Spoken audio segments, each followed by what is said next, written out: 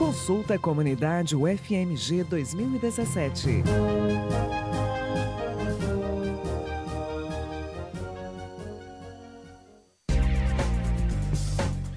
De hoje até a quarta-feira, o jornal UFMG veicula entrevistas com os candidatos à reitoria da universidade. Nós já estamos ao vivo também no Facebook da rádio, que é o facebook.com/UFMG Educativa. Vamos às regras. Serão 5 perguntas e cada candidato terá 1 minuto e meio para a resposta. O candidato que ultrapassar esse tempo terá o microfone cortado e vamos passar à pergunta seguinte. A ordem das entrevistas foi definida em sorteio na sede da Comissão Eleitoral, realizado no dia 10 de outubro de 2017, com representantes das 3 chapas homologadas. Começamos hoje a série de entrevistas com a chapa 1, o UFMG em Foco. Amanhã será a vez da chapa 2, o UFMG Pública e Diversa, e fechando a série de entrevistas na quarta-feira, vamos receber a chapa 3, o UFMG+. As 5 perguntas foram sorteadas pouco antes da veiculação dessa entrevista, na presença de representantes da chapa, dentro de um universo de 20 temas que foram apresentados aos representantes das chapas no mesmo dia do sorteio da ordem das entrevistas. Vamos então à entrevista de hoje com o professor da Escola de Veterinária, Renato de Lima Santos, candidato a reitor pela chapa 1, o UFMG em Foco. Boa tarde, professor Renato. Boa tarde. Bom, vamos começar então. Em países que estão na ponta do desenvolvimento científico, como os Estados Unidos e o Canadá, 80% do investimento em novas tecnologias ocorre no setor privado. No Brasil, esse investimento é concentrado nas universidades e a falta de diálogo entre academia e empresas é considerada um gargalo. Na avaliação do senhor, como deve ser a relação entre a universidade e o setor privado? Uma característica realmente comum a todos os países mais avançados na área de ciência e tecnologia é que há o predomínio de investimento privado em relação aos investimentos públicos.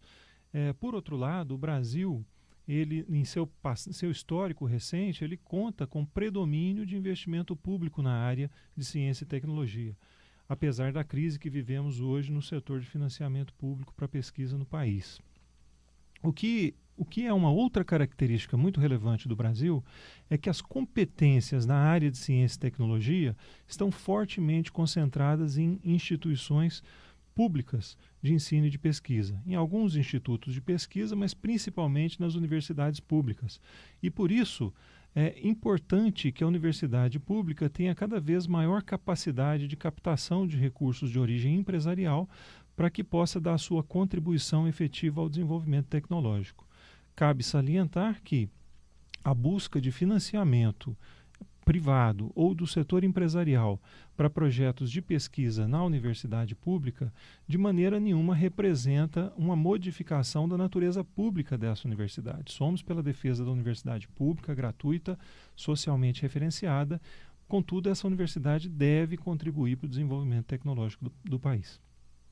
Ok, obrigado, candidato. Essa primeira pergunta foi sobre relações institucionais, a próxima é sobre servidores técnico-administrativos.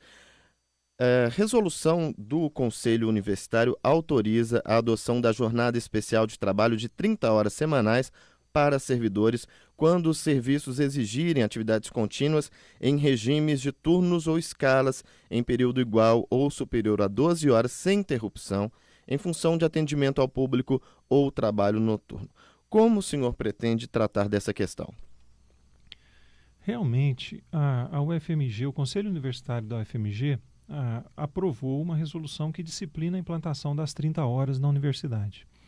Essa mesma resolução ela tem como uma disposição transitória a avaliação dessa nova jornada de trabalho em algumas unidades acadêmicas, que foram propostas como unidades piloto para a implantação do sistema. O que nos resta agora é fazer uma avaliação adequada e qualificada da implantação do regime de 30 horas nessas unidades piloto, para que nós possamos identificar eventuais dificuldades e também a melhor forma de implantação desse regime de trabalho, inclusive visando o aperfeiçoamento da própria resolução que disciplina as 30 horas na universidade. E nós não temos dúvida de que É no interesse institucional a implantação das 30 horas para aqueles setores que se qualificam, principalmente para o melhor atendimento à comunidade e aos alunos do período noturno. Uma vez que uma das preocupações que nós temos e que é contemplado em nosso programa de trabalho é buscar equivalência da vivência acadêmica dos alunos do noturno com a experiência acadêmica dos alunos do diurno. Próxima pergunta é sobre inclusão. Uma portaria do Ministério da Educação obriga as universidades a adotarem políticas de cotas na pós-graduação. Mas a pasta transferiu para as instituições a responsabilidade por criar programas para garantir a permanência desses estudantes. Como garantir a assistência aos alunos cotistas da pós-graduação se não há rubrica própria para isso? É uma pergunta de fato muito relevante. A UFMG ela já tem uma modificação muito significativa do seu corpo discente, predominantemente na graduação. Nós tínhamos, há alguns anos atrás, um corpo discente fortemente elitizado e hoje nós temos um corpo discente diverso, o que é importante para a missão da universidade pública no Brasil.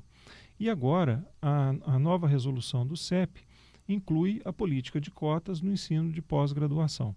Obviamente, existem desafios para a implantação dessa política relevante e que nós buscaremos equacionar, dentre as quais nós temos preocupação com relação ao provimento de assistência estudantil, que seja adequada tanto do ponto de vista quantitativo quanto do ponto de vista qualitativo. Os recursos para assistência estudantil na universidade são providos predominantemente por meio do PNAES, que é um Programa Nacional de Assistência Estudantil, e que possivelmente necessite de complementação. Em épocas de dificuldade financeira por parte de todas as instituições públicas, nós precisamos exercitar criatividade e já estudamos a possibilidade de destinação de recursos próprios da universidade, sem prejuízo a outras ações acadêmicas, para melhorar a assistência estudantil na UFMG.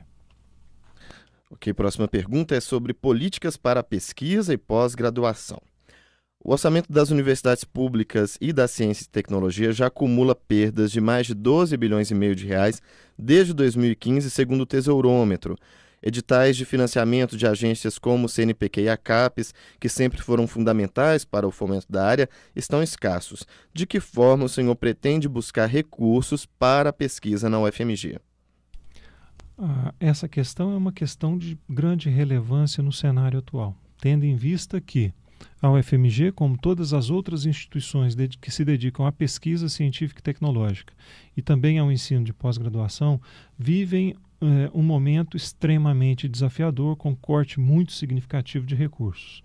Nesse sentido, é importante que a universidade exerça o seu protagonismo político e que promova a mobilização junto a outras instituições para a reversão do quadro atual. Esse papel político da UFMG ele deve ser exercido de maneira competente e em plena consonância com as demais instituições públicas do Brasil e também com a Andifes, que congrega todas as universidades federais. Contudo, a UFMG, dada a sua competência acadêmica e a aglutinação de competências em todas as áreas do conhecimento, nos permite a busca de alternativas para o financiamento da pesquisa e que, consequentemente, influencia positivamente na pós-graduação.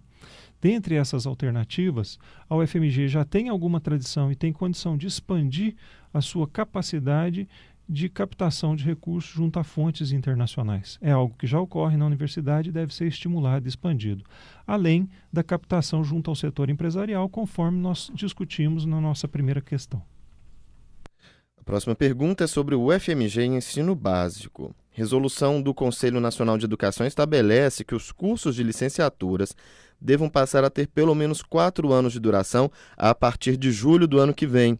Em meio a esse desafio de aumento da carga horária, o que o senhor propõe para que não haja precarização dos cursos de licenciatura? O nosso programa de trabalho prevê ações específicas para a área dos cursos de licenciatura, visando, sobretudo, a qualificação dos cursos de licenciatura da UFMG. E isso tem uma razão essencial, que é o fato de que a universidade pública deve estar compromissada com a formação de professores. E a relevância desse papel estruturante da universidade pública se dá pelo grande desafio que nós temos na área educacional do Brasil. Não é possível pensar o desenvolvimento do país sem uma perspectiva de qualificação dos nossos professores. E não há perspectiva de desenvolvimento sem o devido apoio à educação. Neste contexto, a universidade pública ela tem um papel estruturante e estratégico no desenvolvimento do país, formando professores de qualidade para todos os níveis de ensino.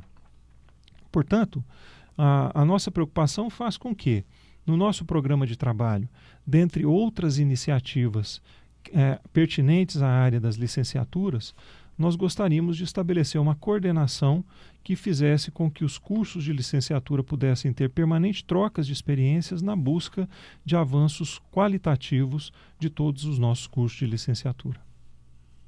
Bom, essa daí foi a última pergunta. Professor Renato de Lima Santos, muito obrigado pela participação do senhor aqui no Jornal UFMG. Eu é que agradeço. Tá certo, esse foi o professor da Escola de Veterinária da UFMG, Renato de Lima Santos, da Chapa 1, UFMG em Foco, chapa que tem como candidata a vice-reitora a professora da Escola de Engenharia, Carmela Polito Braga. A consulta à comunidade acadêmica da UFMG vai ser realizada no dia 8 de novembro, no Hospital das Clínicas, e no dia 9 nas demais unidades da UFMG. Para saber mais é só acessar o site ufmg.br/eleições 2017.